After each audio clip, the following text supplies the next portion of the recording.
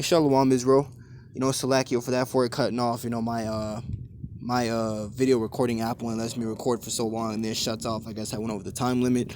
But I just wanted to finish it off in the second part, just kind of playing this video a little bit back, and then just close out these last two scriptures. Using pepper balls and brute force to break up the party. I think the curfew is ridiculous. Like, we just want to come out here and party. This is not a typical spring break crowd. You see it, and that's what these people in the world, they want to do, man. They just want to party. They just want to let loose and have fun and be free. All the meanwhile, Esau, Edom, the self-proclaimed white man, is, he's cooking up, different schemes and plans in the background, man. That's why we have to, continue to repent, continue to follow Yahweh Shem Shai, continue to pray most importantly, man.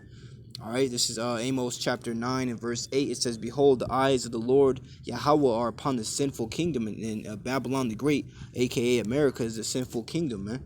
It says, "And I will destroy it from off the face of the earth.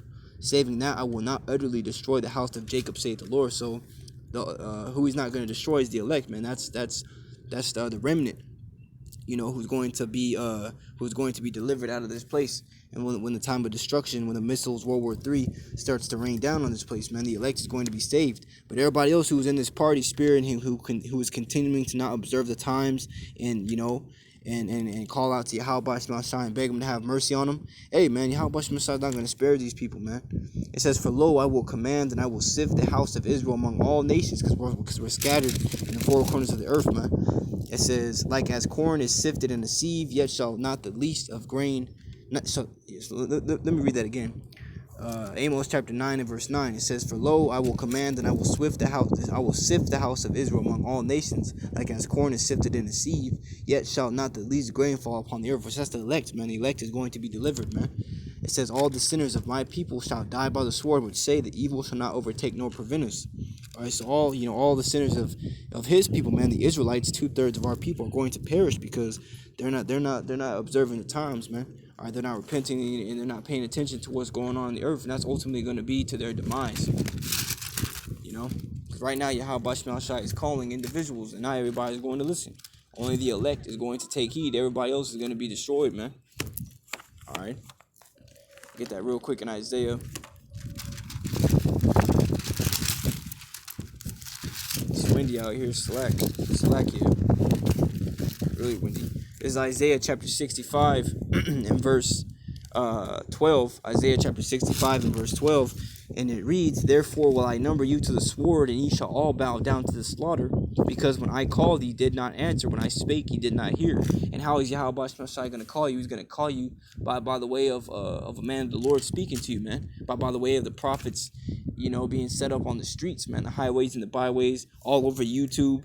And you just keep on scrolling past, the men of the Lord, man, continuing to wander out the way of understanding, which scriptures tell you, "He that wandereth out the way of understanding remain in the congregation of the dead."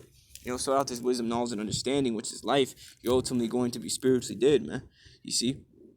It says, "And ye shall all bow down to the slaughter, because when I called, ye did not answer.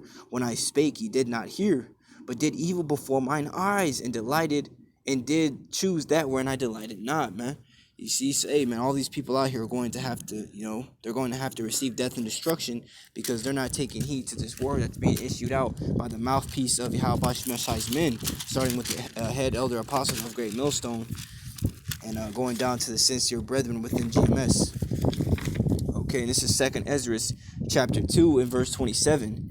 "Be not weary, for when the day of trouble and heaviness cometh, others shall weep and be sorrowful, but thou shalt be merry and have abundance." All right, so Jacob's trouble is going to be a very heavy time, man. A time of trouble that has never been since the time that there was a nation on the earth, man. There's going to be great persecution, great tribulation, great anguish and pain and distress.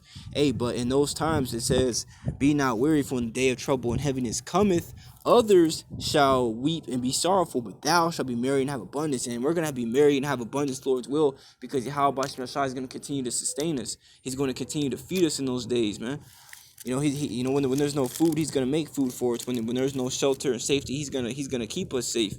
But everybody else who's not taking heed to this truth, when those days come, they're ultimately gonna be left without protection, man. Yahweh Shema Shai is gonna turn his face away from them. All right, I'm gonna read that again. Be not weary, for when the day of trouble and heaviness cometh, others shall weep and be sorrowful. These people are gonna be weeping and being sorrowful. Just they're gonna be with perplexity, man. And that word perplexity means inability to deal with or understand something, man. So these people on the earth who don't have this wisdom, knowledge, and understanding, but continue to forsake it in the days to come, they're gonna be weak. They're gonna be weeping and being sorrowful. They're not gonna be able to feed their kids. They're not gonna have no shelter. They're gonna be thrown into FEMA camps and seeing their kids get tortured and all this and that, man. But us that are of this faith, man, Lord's will, if we continue on diligently and sincerely to the end, Yahweh Bashim is going to give us abundance, man. He's going to give us that, he's going to give us that calm spirit. He's going to keep angels around us, man. Read that one more time. Be not weary, for in the day of trouble and heaviness cometh, others shall weep and be sorrowful, but thou shalt be merry and have abundance, man. We're gonna be joyous. We're gonna be seeing the works that Yahweh Shai is gonna be doing for us, Lord's will. So hey, this phone is about to die again, but before it dies, I want to give all praise, honor, and glory to Yahweh Shai Bashim Kakwadash for this lesson. Double honors to the apostles and elders of the great millstone. Shalom to the brothers pushing this truth and righteousness and sincerity. Peace and many blessings to the elect scattered abroad, being grafted in under the obedience of this truth through the spirit of faith.